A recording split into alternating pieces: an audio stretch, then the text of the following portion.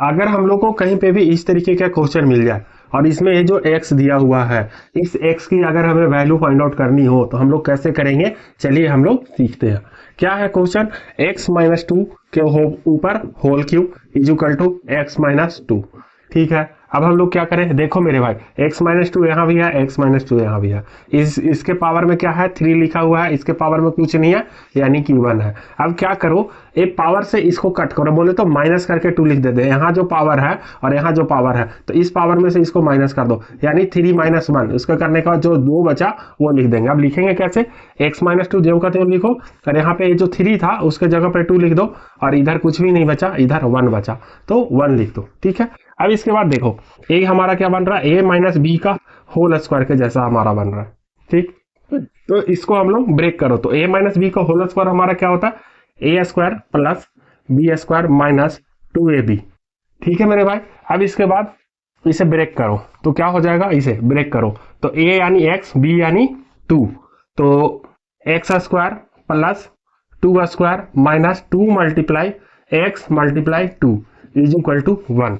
यहाँ इतना हो गया। अब इसके बाद एक्स स्क्वायर जो कहते हो 2 स्क्वायर यानी कि 4 माइनस 2 2 जा 4 और x 4x is equal to 1।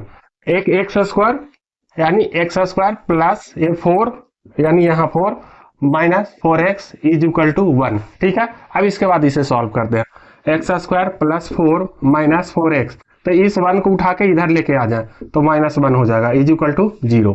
अब इसके बाद क्या करो, एक्स स्क्वायर जो हम कहते हो 4x माइनस 4x को यहाँ पे लिख दो। अभी देखो 4 प्लस में है और ये माइनस 1 है तो इसमें से माइनस होके प्लस का 3 आ जाएगा 0 इसके बाद। अब इसके बाद हम लोग क्या करें, अब इसके बाद क्या करें हम लोग कि मिडिल टर्म स्प्लिट, तो x square minus 3x minus x plus 3 is equal to 0 लिख दो। ठीक, अब इसके बाद कॉमन क्या लिख सकते हैं x, तो x कॉमन लेने के बाद क्या बचा अंदर 3, x माइनस 3 माइनस 1 कॉमन हो जाएगा तो x minus 3 is equal to 0। अब क्या हो जाएगा, टोटल में से कॉमन क्या हो जाएगा x माइनस 3, अब क्या बच जाएगा अंदर x minus 1 is equal to 0, तो x minus 3 is equal to 0 यानी x इज इक्वल टू 3, एक आंसर हो गया।